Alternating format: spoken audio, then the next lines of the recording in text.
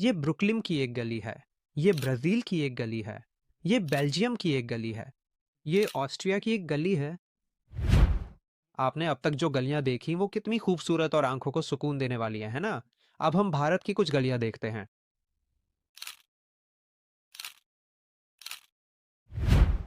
आपने पहले जो तस्वीरें देखी और अब जो देख रहे हैं उनमें इतना फर्क क्यों है? क्योंकि फर्स्ट वर्ल्ड देशों में जो गलियां और घर हैं उन्हें आर्किटेक्ट्स ने डिजाइन किया है, जबकि हमारे भारत में जो भी स्थानीय रूप से उपलब्ध हैं, जैसे ठेकेदार या इंजीनियर, लोग उन्हीं से डिजाइन बनवा लेते हैं। आखिर ये फर्क क्यों है? हम भारत में आर्किटेक्ट से डिजाइन क्यों नहीं करवा पाते? आज मैं आपको यही बताऊंगा।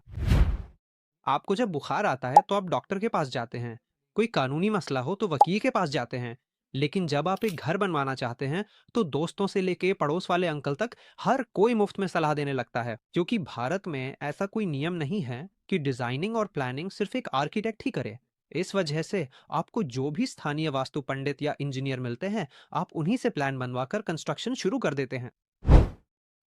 ऐसी सलाह देना गलत है क्या? नहीं, ये गलत नहीं है। लेकिन एक सिविल इंजीनियर को स्ट्रक्चरल और टेक्निकल नॉलेज होती है, वहीं वास्तु पंडितों की वास्तु पर पकड़ होती है। उनका इरादा आपको एक खूबसूरत और सुंदर घर देने का नहीं होता। उदाहरण के लिए, आप 40 बाई 50 या 80 बाई 60 का प्लॉट लेकर उनके पास गए। वो बेसिक वास्तु का इस्तेमाल करके सभी कमरों को डिजाइन या प्लान कर देंगे, उसका एक कॉलम लेआउट बना के दे देंगे, और अगर आपको ठीक लगा तो वही आपका प्लान है, और बन गया तो वही आपका घर। वहीं अगर एक आर्किटेक्ट आपका घर डिजाइन कर रहा है, तो फंक्शनैलिटी, क्लाइमेटोलॉजी और एस्थेटिक्स, इन तीनों को बराबर महत्व देकर डिजाइन करेगा। सिर्फ इतना ही नहीं, आपकी बिल्डिंग में क्रॉस वेंटिलेशन ठीक से हो, नेचुरल लाइट ज़्यादा से ज़्यादा अंदर आए, और गर्मियों में ज़्यादा गर्मी से बचने के लिए पैसिव कूलिंग टेक्निक्स का इस्तेमाल करना, ऐसे कई पहलुओं को ध्यान में रखते हुए वो एक परफेक्ट और खूबसूरत घर डिजाइन करते हैं। इसीलिए आपको जो भी खूबसूरत घर दिखाई देते हैं, उनके पीछे बहुत सारी रिसर्च, एक कहानी और एक स्टोरी टेलिंग होती है।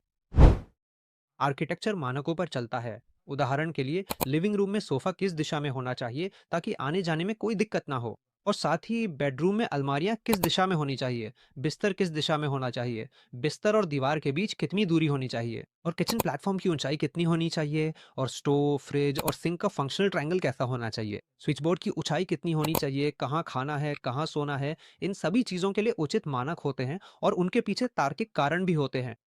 ये सब ध्यान में रखकर एक आर्किटेक्ट आपका घर डिजाइन करता है। ये सब तो ठीक बता रहे हो, पर आर्किटेक्ट की डिजाइन फीस कितनी होती है? हमारे घर को आर्किटेक्ट से डिजाइन करवाने के लिए हमारा बजट कितना होना चाहिए? ऐसे बहुत से सवाल आपके मन में आए होंगे। इन सब के बारे में मैं अपनी अगली video who is an architect part 3 में विस्तार से बताऊंगा।